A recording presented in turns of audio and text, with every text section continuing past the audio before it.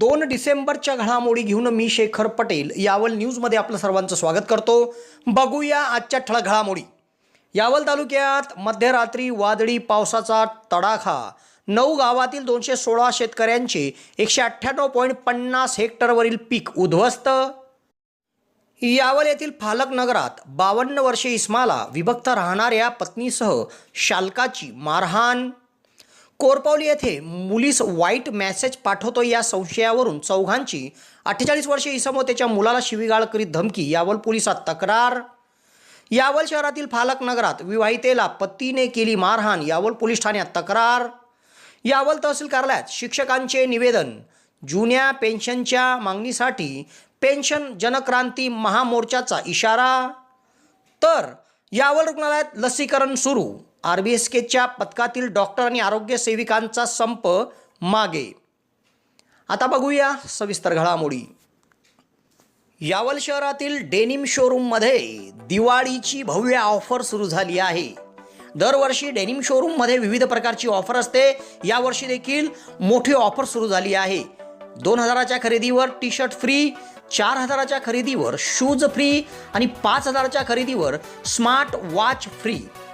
तसेच या ठिकाणी प्रत्येक खरेदीवर हमखास आपल्याला एक भेट वस्तू दिली जाणार आहे। तेव्हा आजच संपर्क साधा आणि दिवाळीची खरेदी करा डेनिम शोरूम यावल येथून। यावल तालुक्यात मध्यरात्रीनंतर वादळी वाऱ्यासह पावसाचा तडाखा बसला। यात 9 गावातील शेतातील केळी, दादर, टमाटे, पपई, मका या पिकांचे प्रचंड मोठे नुकसान झाले आहे। तब्बल 216 शेतकऱ्यांच्या एकूण 198.50 हेक्टरवरील पिकाला या वादळी पावसाचा फटका बसल्याचा प्राथमिक अंदाज प्रशासनाकडे प्राप्त झाला आहे। तर आता या संपूर्ण शेती क्षेत्राचे अंतिम पंचनामे करण्याच्या सूचना तहसीलदारांनी दिल्या असून स्वतःच तहसीलदारांनी शेती क्षेत्रात जाऊन विविध भागात पाहणी देखील केली। यावल तालुक्यात मध्यरात्रीनंतर वादळी वाऱ्यासह पाऊस झाला। या पावसामुळे यावल तालुक्यातील थोरगव्हाण, पिळोदे खुर्द, मनवेल, दगडी, यावल शेत शिवार, डोनगाव, हिंगोना व शिरागड या भागाला वादळी पावसाचा प्रचंड मोठा फटका बसला आहे। तेव्हा शेती क्षेत्रात जाऊन तहसीलदार मोहनमाला नाजीरकर, कृषी विभागाचे अजय खैरनार, निवासी नायब तहसीलदार संतोष विनंते, साकडी मंडळाधिकारी सचिन जगताप, तलाठी विजय वानखडे, कृषी सहाय्यक मार्कंड मिटके, विजय भालेराव या पथकाने शेतशिवारात गाठले आणि थोरगव्हाण भागात जाऊन त्यांनी पिकाची पाहणी केली। यात पंचायत समितीचे माजी सदस्य अरुण पाटील, गोविंद पाटील, लहू बंडू सोनवणे यांच्या शेतातील केळी पीक पूर्णपणे जमीनदोस्त झाल्याचे निदर्शनास आले। तेव्हा तातडीने पंचनामा करण्याच्या सूचना तहसीलदार मोहनमाला नाजीरकर यांनी दिल्या असून प्रारंभिक नुकसानाचा अंदाज प्राप्त झाला आहे। यामध्ये यावल तालुक्यात एकूण 9 गावातील 216 शेतकऱ्यांच्या 198.50 हेक्टरवरील पिकाला फटका बसल्याचे प्राथमिक अंदाजात समोर आले आहे। तेव्हा आता अंतिम पंचनामा झाल्यावर किती नुकसान झाले आहे हे स्पष्ट होणार आहे।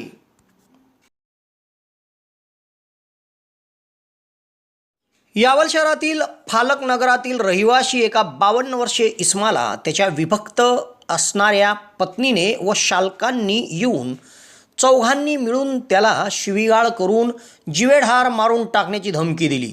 तेव्हा या 52 वर्षे इस्माने आपल्या विभक्त राहणाऱ्या पत्नीसह तिघांविरुद्ध यावल पोलिसात तक्रार दिली आहे। यावल शहरात फालक नगरात अनंत बारजिबे हे राहतात। या 52 वर्षीय बारजिबेंची पत्नी प्रणिता बारजिबे हे त्यांच्यापासून विभक्त आहेत। दरम्यान विभक्त असलेली पत्नी व त्यांचे शालक आणि मुलगा अशांनी येऊन त्यांना शिवीगाळ करून मारून टाकण्याची धमकी दिली व त्यांना मारहाण केली। तेव्हा याबाबत अनंत बारजिबे यांनी 4 जणांविरुद्ध यावल पोलीस ठाण्यात आपल्याला घरी येऊन शिवीगाळ करून मारहाण करीत जीवेठार मारण्याची धमकी दिली म्हणून तक्रार नोंदवली आहे।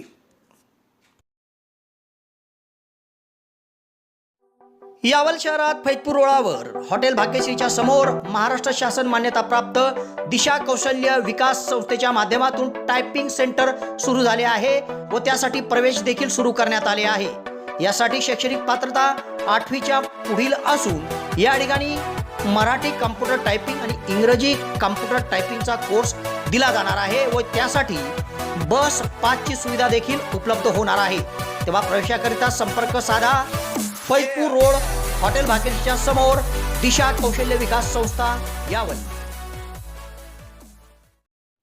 कोरपावली या गावात एक 48 वर्षीय इस्माला व त्याच्या मुलाला शेजारीलच राहणाऱ्या चौघांनी येऊन तुझा मुलगा आमच्या मुलीला घाणेरडे मेसेज पाठवतो असे सांगत चौघांनी त्यांना शिवीगाळ करून तुम्हाला बघून घेऊ अशी धमकी दिली.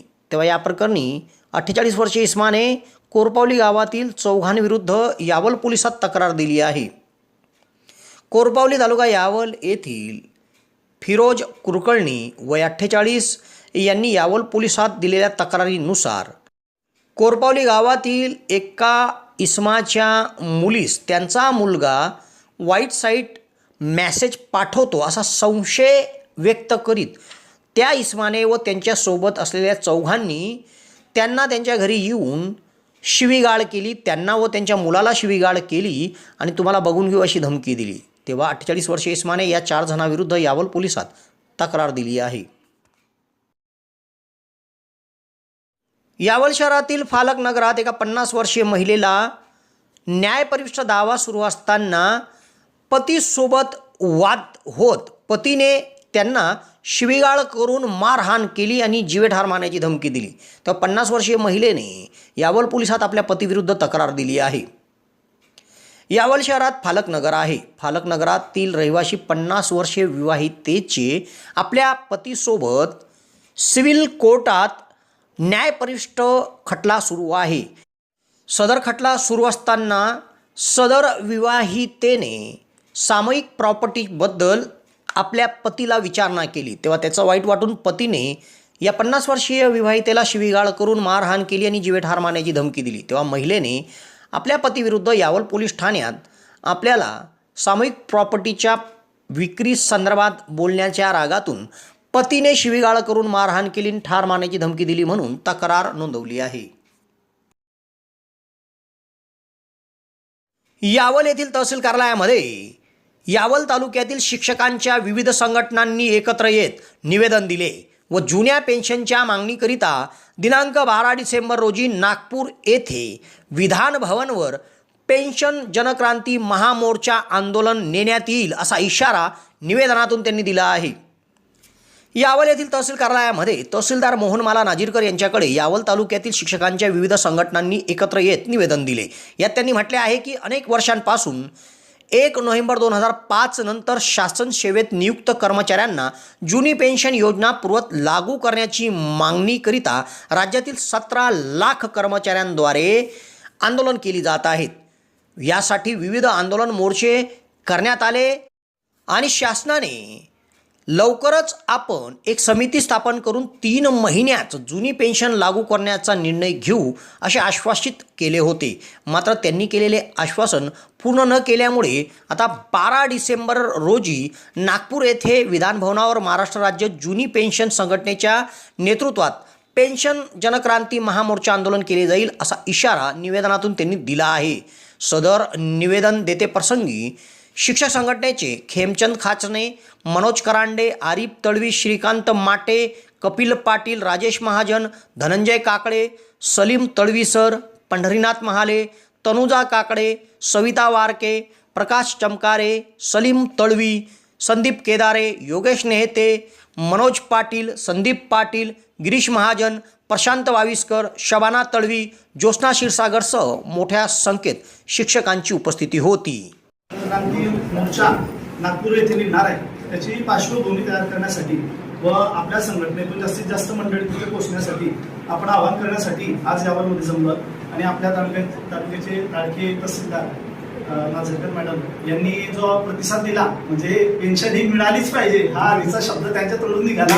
तर त्याबद्दल मी त्यांचे मनपूर्वक आभार मानतो. आणि महत्वाची गोष्ट आहे मित्रांनो की आजपर्यंत जो लढा आपल्या मित्रांनी आजपर्यंत वाढवलाय, ज्या रोपट्याचा आता वटवृक्ष झालेला आहे, फक्त त्याला फळं येणं बाकी आहे. आणि ते फळं येण्याचं काम तो आपण बघा, आपण खेडीपट्ट्यातली आहे, शेतकरी वर्गातून येणारे सगळेजण, ते फायनल डोस आहे. तो फायनल डोस म्हणजे आपला ओपीएचचा राहणार आहे, वोट फॉर पेन्शन. आता 2024 मध्ये होऊ घातलेल्या या इलेक्शनसाठी हा एक स्टँड आपल्या राज्यस्तरीय संघटनेच्या माध्यमातून घेतला गेला आणि जिल्हाभर प्रत्येक जिल्हा स्तरावर नितीनजी खांडेकर वगैरे त्यांची टीम आहे त्यांनी या संदर्भात प्रशिक्षण आयोजित केले आणि प्रत्येक ठिकाणी ही जी मोहीम आहे, कारण काय गरज वाटल्याशिवाय जे प्रशासक आहे आपले अधिकार आमदार खासदार वगैरे, तर त्यांना आपली गरज केव्हा वाटते की जेव्हा त्यांना आपल्याकडून मतं हवी असतात आणि एका शिक्षकामागे 50 मतदान हे तर सहज गणित आहे, आपण बरंच जोडू शकतो, 50 हा फक्त बोलायचा आकडा आहे. तर आपली गरज त्यांना आता होऊ घातलेल्या इलेक्शनमध्ये लागणार आहे.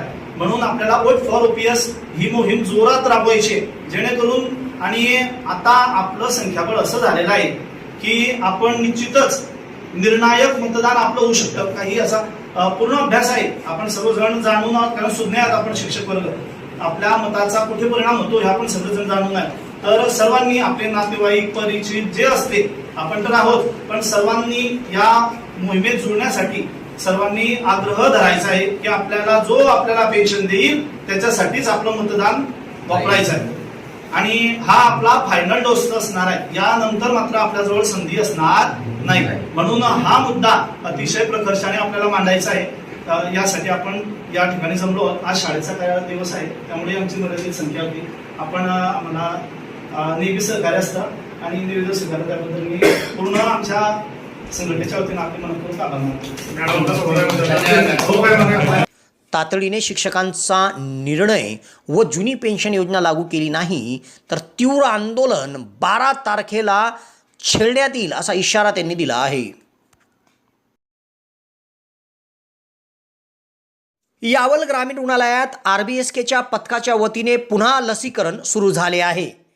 तत्पूर्वी RBSKच्या पथकातील डॉक्टर आणि आरोग्यसेविका हे संपावर असल्यामुळे काही दिवस लसीकरण रखडले होते, तर नंतर ग्रामीण रुग्णालयाच्या वतीने लसीकरण सुरू करण्यात आले होते. मात्र आता RBSKच्या पथकातील डॉक्टर आणि आरोग्यसेविकांचा संप मागे झाल्याने रुग्णालयात लसीकरण सुरू झाले आहे. यावल ग्रामीण रुग्णालयामध्ये 0 ते 5 वर्षीय बालक यांना राष्ट्रीय बाल स्वास्थ्य कार्यक्रमांतर्गत RBSKच्या पथकातील आरोग्यसेविकांच्या वतीने लसीकरण केले जात होते. दरम्यान संघटनेच्या संपामुळे 0 ते 5 वर्षीय बालक आणि गरोदर माता यांचे लसीकरण ठप्प झाले होते. संपामुळे लसीकरणावर विपरीत परिणाम होऊ नये म्हणून आरोग्य विभागाने ग्रामीण रुग्णालयाच्या पथकाकडून काही दिवस हे लसीकरण सुरू केले. मात्र आता RBSKच्या पथकातील डॉक्टरांचे आणि आरोग्यसेविकांचे संप हे मागे घेण्यात आले आहे. तेव्हा संप मागे घेतल्याने यावल ग्रामीण रुग्णालयामध्ये पुन्हा RBSKच्या पथकातील आरोग्य सेविकांच्या वतीने लसीकरण सुरू करण्यात आले आहे. 0 ते 5 वर्षीय बालक आणि गरोदर मातांना असे लसीकरण सुरू झाले असून याचा लाभ रुग्णांनी घ्यावा असे आवाहन वैद्यकीय अधिकारी डॉक्टर प्रशांत जावळे, तालुका आरोग्य अधिकारी डॉक्टर राजू तळवी, अधिपरिचारिका ज्योत्स्ना निंबाळकर, सुमन राऊत, जॉन्सन सोरटे, आरोग्य सेविका वैशाली बैरागी, पूनम सोनवणे, संगीता गावित यांच्या वतीने करण्यात आले आहे.